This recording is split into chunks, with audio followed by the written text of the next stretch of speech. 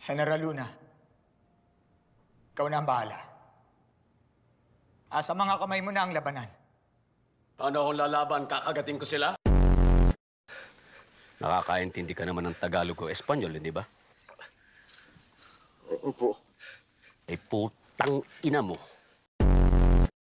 Kawaawang mga sundalo ng kawit.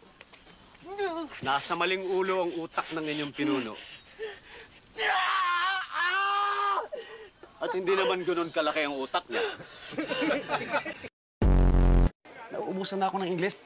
Arestuhin nyo na, tangina naman, oh. Sige na! Rapido! Ingles-Inglesin mo sa bayan ko, punyata! Umaasa ako na susuko ka ng mapayapa. Sinabi ko na sa'yo, kung gusto mo ko ipakulong, magdala ka ng kabaong.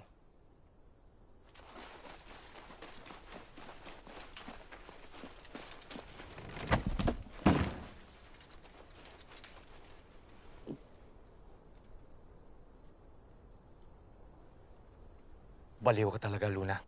Sinusunod ko lang ang gusto mo.